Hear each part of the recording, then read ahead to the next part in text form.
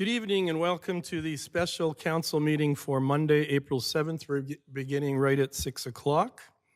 And I'd like to confirm the agenda. Are there any emergent items from any of the councillors, either here or at home, for the agenda tonight? Seeing and hearing none, then we're looking for a motion to confirm as presented. Councillor Wegener?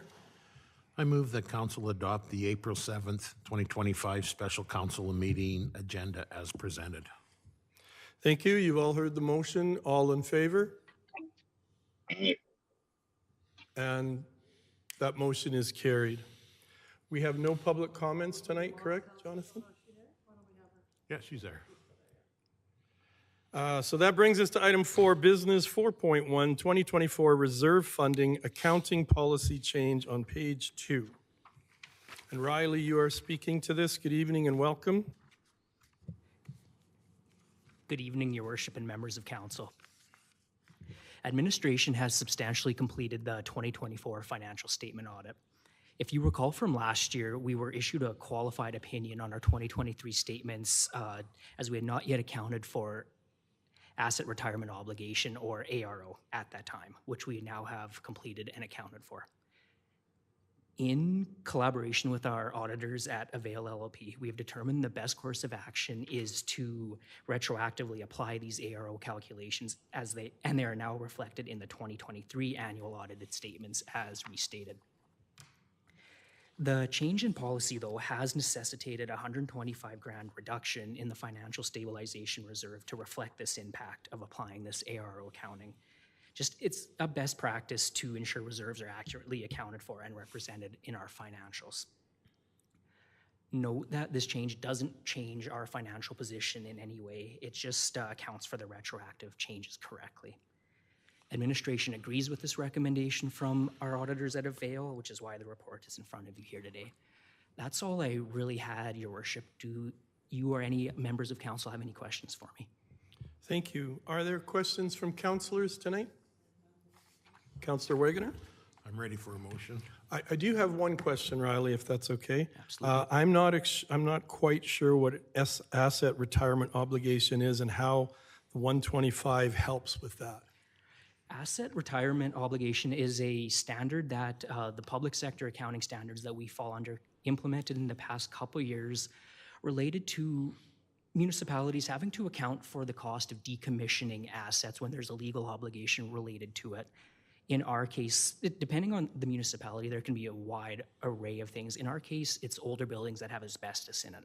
So it's basically accounting for the cost of remediating and abating the asbestos today based on when we expect to do it.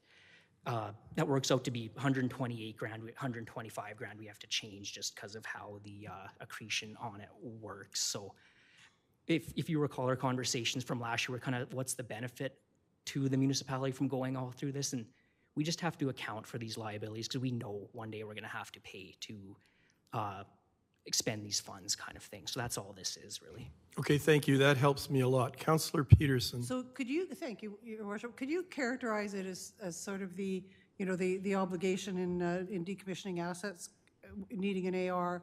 Could you characterize it as sort of the same thing as an unfunded liability for humans that would be the same thing as a decommissioning assets for, or decommissioning this in the AR fund for assets? That's like exactly how it is, right? When we think of reserves, we think of having, putting funds aside for the future, however we choose to spend them in the future.